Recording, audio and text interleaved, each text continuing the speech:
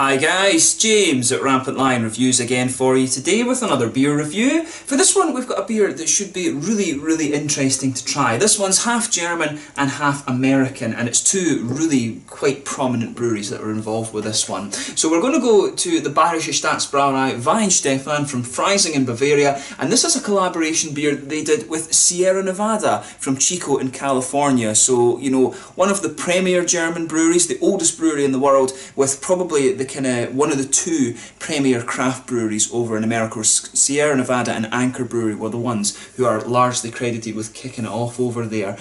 So it should be a really nice beer. This one is called Braupakt. It's a Hefeweizen, and it comes in at 6% ABV. They've put some Amarillo and Chinook in this one, so I do suspect that this will be a nice sort of typical German Weizen, just with these lovely kind of American hop flavours in it. But you know, when there's two breweries like this involved, you can pretty much guarantee that it's going to be a good beer. I think it was sitting around 4 stars when I checked out on Untappd earlier, and I think it had a 93 overall on Rate Beer. Take those ratings with a pinch of salt, of course, because beer is always subjective, but I'm really looking forward to reviewing this one, and as always, I hope you guys enjoy my take on it. So anyway, as is usual with my reviews then, I'll tell you a little bit about the breweries here. If you want to get straight to the tasting, just fast forward. All the usual links are in the description below. That's the brewery websites, linked to my other reviews that I've done both from Sierra Nevada and from Weihenstephan. Hopefully I can do some more in the near future. There's all the usual social media. If you want to see more beer reviews, do please consider subscribing to the channel. The whole channel, of course, has a geography-based tagging system, so you can go into the homepage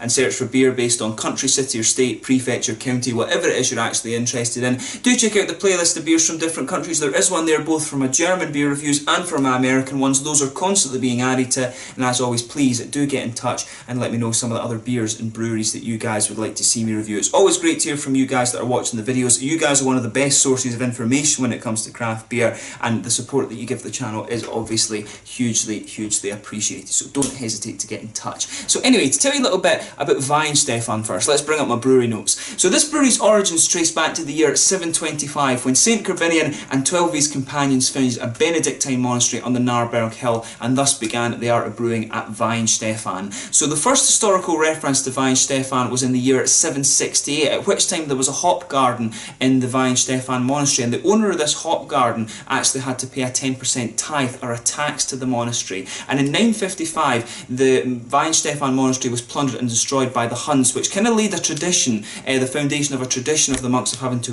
repeatedly rebuild their monastery and brewery. So in 1040, brewing officially began at Weihenstephan after Abbot Arnold obtained a license to brew and sell beer from the city of Freising, and this marked the official birth of the Weihenstephan Monastery Brewery as it was known at that time. But between 1085 and 1463, the brewery didn't have very much luck at all. It burnt down completely a total of 4 times, it was destroyed or depopulated by 3 different plagues, various famines, and there was also a great earthquake as well. And following the tradition of the Huns from 955, Emperor Ludwig the Bavarian destroyed the monastery in 1336, and then this was repeated by the French and the Swedes during the 30 Years' War, and also by the Austrians later during the Spanish succession. But the monks didn't give up, however. They continued to rebuild the brewery, and they even got better at brewing beer in the process. In 1516, of course, Duke Wilhelm IV of Bavaria issued the Bavarian Purity Law, which meant that only barley, hops, yeast and water could be used in beer, and this was what became known as the Bavarian Purity Law, of course. And this, of course, has been hugely influential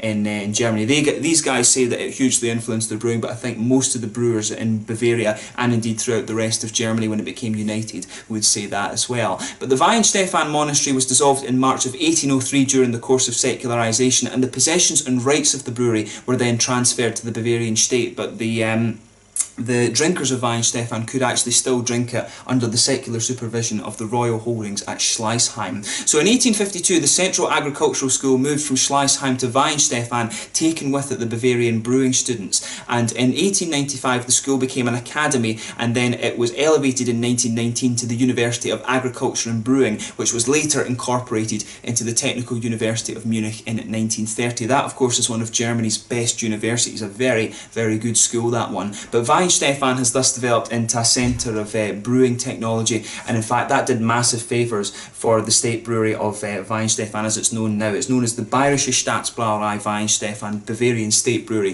of Weihenstephan, of course. But in 1921, the brewery, and that was when they adopted that name, and since 1923 they've also used the Bavarian state crest on their labels, which you can see on this little bit of the bottle there. I'm just checking you can see that in the camera control. But as we said, Weihenstephan are supposed to be the oldest continually run brewery in the world since 1040, of course. There is one, I forget what they're called, Weltenberg, of course, are from 1050. They're the oldest original monastery brewery. I think they've never been out of monastic hands, of course. So there's a little bit of a rivalry between those two breweries, but both very, very good. And Weihenstephan, of course, is a name that's really quite well known. These guys brew quite a bit more beer, I think, in comparison to Weltenberg as well, but both very, very good breweries. But if you want to learn a little bit more about the Weihenstephan history, you can check out the website in the description below. I would recommend a little visit to the city of Freising as well. You can go up onto the hill and see the campus for the TU Munich, for the brewing school and stuff as well, which is really, really cool. There's a lot of craft brewers who are now brewing in Germany, brewing the American styles of beer, who actually trained at Weihenstephan as well. So it's very, very exciting times when it comes to German craft beer these days. But anyway, let's have a little look at Sierra Nevada then, and we can open up the beer. So Sierra Nevada Brewing Company were founded back in 1979 in Chico in California, when the founders Ken Grossman and Paul Camusi decided to expand their hobby into a brewery. So basically Ken fell in love with Chico while visiting friends, and he eventually opened up a home brewing store, which was where he met Paul Camusi, and then they went on to home brew together. And together they actually built much of their own equipment out of recycled dairy gear, and in 1983 they officially opened their portfolio with 3 different beers, and over the coming years they continually expanded, and in 1987 they purchased their 20th Street plot, and this has been the home of Sierra Nevada Brewery ever since, and their tap room opened later in 1989. Paul Camusi decided to retire in 1998, and he sold his share to Ken Grossman, who is still running the company today. So in 2008 they introduced their beer camp event, and which is where they bring in local restaurants and other brewers and things like that, and do lots of collaboration brews and do a bit of teaching and things, which is really cool. I'd love to attend that one year. And since 2010 they've also had a partnership with the new Clairvaux Abbey in Northern California, where they've been producing some Trappist style beers, and I think there is an effort going on to actually have that officially recognised as a Trappist brewery. But they've also been credited with by the EPA as because the brewery runs mostly on kind of green energy. They've got solar panels, they recycle all their grains and all this thing. They have won various awards for their environmental activities, but today they're producing well over 1 million barrels of beer per year, and they've apparently had the same brewmaster since 1983. They do have another brewery over on the east coast. I want to say it's something River, the place is called, and I'm sure it's North Carolina that it's in.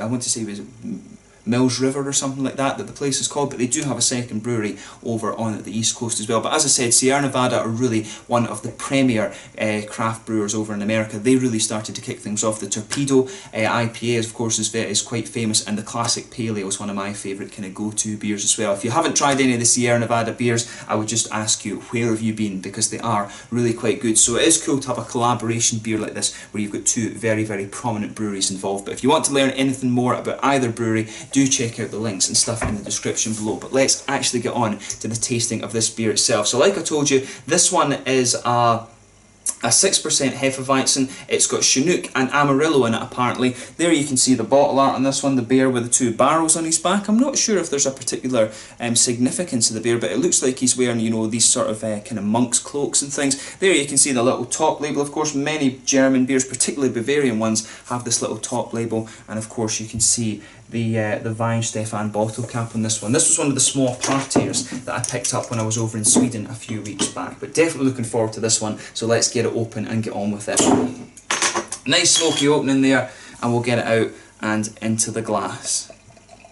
You can smell that nice orangey note from the Amarillo on this one already, and some of that typical, you know, that German Hefeweizen quality.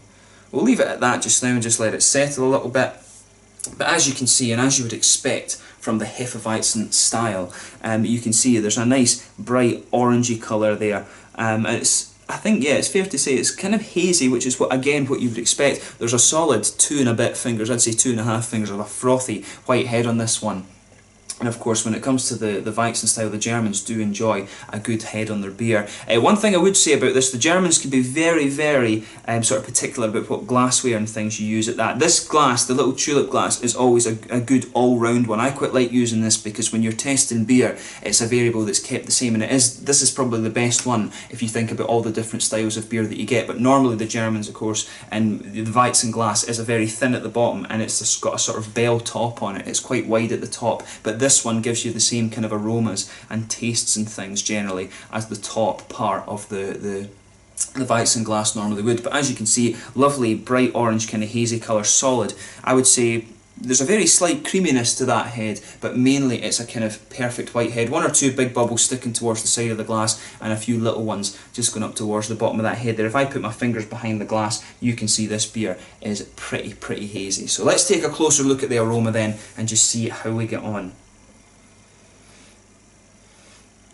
Yeah, I mean, in terms of the aroma, definitely leaning towards the, it's definitely leaning more towards the kind of malty side of things. When you actually brew a beer, if you ever do home brewing, you'll see the recipe for a Hefeweizen really is very much malt forward. There's not too much in the way of hops is put into a kind of traditional Hefeweizen, if that makes sense.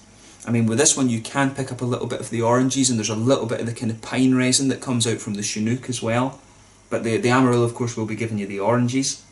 I do wonder a little bit, just from some of the notes as well, maybe there's a little bit of some of the German noble hops in there, because it has that kind of typical slightly sweet earthiness. I love that little bit of earthiness that you get from the German noble hops. They've got a really, the Hallertau and the Tecknanger and things have this really distinctive, slight grassy and slightly floral character, and you can definitely pick up a little bit of that in the aroma of this beer, but a wee bit of oranges. But overall the aroma does lean more towards the kind of malty side of things.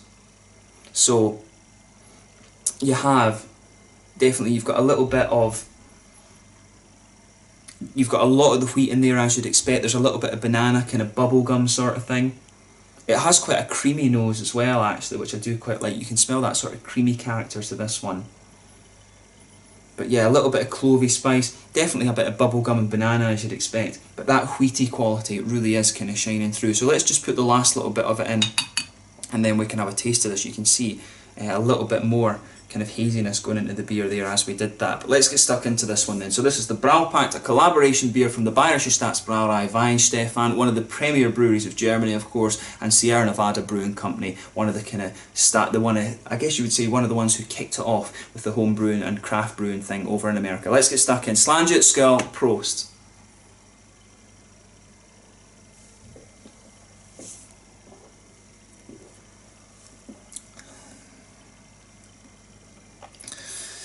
Yeah, that's a really solid beer. I mean, you wouldn't expect anything less. Let's be honest, if these guys are going to put their name on the beer, they're not going to put out something there. They're not going to put something out there that is bad. It is actually quite a bit more hoppy and bitter than I was expecting it to be honest.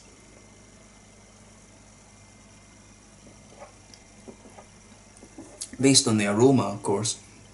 But it is a really nice beer, that. If you get the chance to have a go at this one, do try it. I'm not sure how regularly they're going to do it. It might just be a one-off, or one that they're just brewing a couple of big batches of. But definitely have a go at this beer if you get the chance, because it's really nice.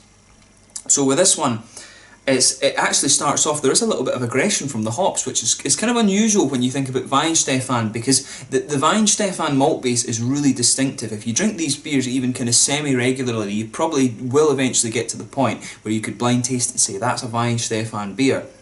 I mean, of course I'm talking about the wheat beers rather than the likes of the Corbinian and things. But with this one you can definitely pick out that lovely base, but then it just kicks off with that American hoppy bitterness. You really can see both breweries having an influence on this beer, because the hoppy side of things, of course, will be coming from the Sierra Nevada side of it, and of course they, you know, I found that, I'm not sure with some of the new beers, we don't get, of course, in Europe a lot of the kind of random things that Sierra Nevada will do, but when we get their classic beers and some of the kind of ones that are brewed in bigger batches, the one-off beers, they do tend to use maybe the more classic American hops, and Amarillo and Chinook, of course, are probably two of the more classic ones rather than all the kind of new and smaller varieties that are popping up these days.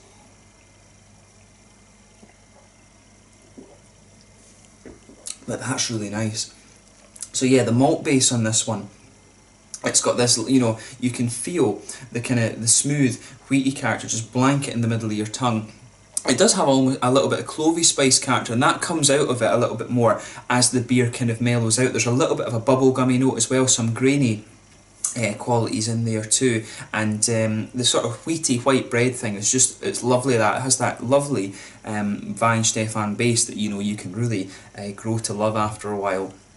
But yeah, a little bit of banana in there. You can feel that sort of banana yeasty quality there just sitting in the middle of your tongue, and as you go further out towards the side of the beer, it just kind of mellows out a little bit, and you start to get more of the nice smooth wheaty notes as well. In the back corners of the palate, there's a little bit of that earthiness, and that's what makes me wonder if there is a bit of German noble hop in this one. The Chinook, of course, you do get a little bit of pine resin, that sort of dank pine resin quality along the sides of your tongue, but as you get further towards the front, it's a little bit more floral and kind of aromatic, and then round the very front curve of the palate, it's just a little bit lighter and grassy as well, which is nice. If you just go behind the front curve of the palate as well, that's where you get that little oily bubble, where all those nice kind of juicy, fruity esters start to come out of it too.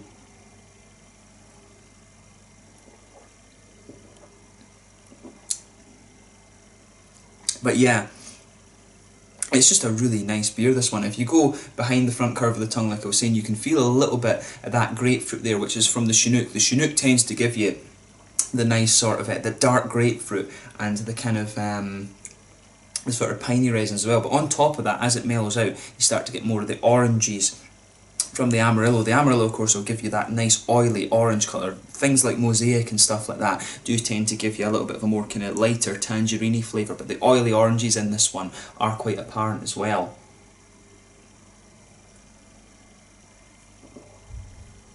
And it is really cool to see that Weihenstephan are starting to do collaborations and stuff like that. It is cool to see that the, you know, the old established German breweries are still willing kind of open their doors and try different things. Of course, it is really, really cool, and that's one thing you do have to admire about Germany generally. They are always willing to experiment with things and see how it goes. But it's really, really nice, this beer. Have a go at it if you get the chance. It has that, as I say, you can really see both breweries' influence in this one. You've got that typical Weihenstephan base to it, but then you've got the more slightly aggressive American hops on top, which is really nice. And what I would say is, as you move into the aftertaste of this one, you do feel a little bit of the piney resins coming out, but then I think the malt base gradually gets sweeter on this one as you kind of progress further and further into the aftertaste. But it's a really, really nice beer, this one. I have to admit, I've enjoyed trying this, and I'm glad that I managed to get a bottle of it to review for you guys here on the channel. In terms of the mouthfeel then, mid-bodied beer, I don't think there's much doubt about that. Carbonation is very, very smooth. It's got a good balance between a creamy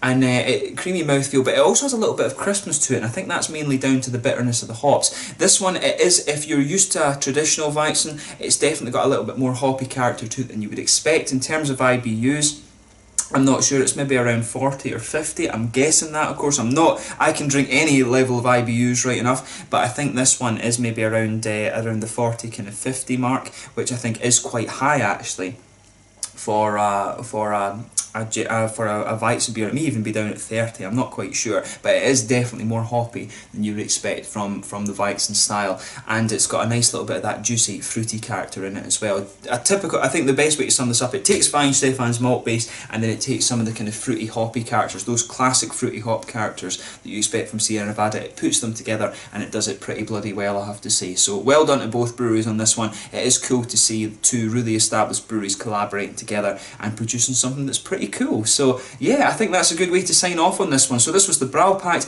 a Hefeweizen with Chinook and Amarillo from Weihenstephan in Freising in Germany, and Sierra Nevada from Chico over in California. Mills River, I'm pretty sure, is where their other brewery is in North Carolina as well. But two really good breweries here, and they've produced a great beer. So once again, thank you for watching my beer reviews. Until the next time, please like, subscribe, share, all the usual YouTube stuff. Let me know your own thoughts on this one. One thing that might be interesting to know actually, because the Americans might know this a little bit better than me, if you've tried this beer for yourself, would you say that it fits more into the kind of American wheat style of category? Because I I've always found the American wheat malt base to just be a little bit lighter. So do let me know about that in the comment section below. But until the next time, as I say, please like, subscribe, share. Let me know your own thoughts on this beer in the comment section below. Follow my social media and things like that, Instagram, Twitter, Facebook, all of these kind of things, and do get in touch and suggest some more beers from me. But this was the Braupakt, a really lovely Hefeweizen from Sierra Nevada in America, and Weihenstephan over in Germany. Until the next time, it's Lange just now, and I will catch you guys very soon.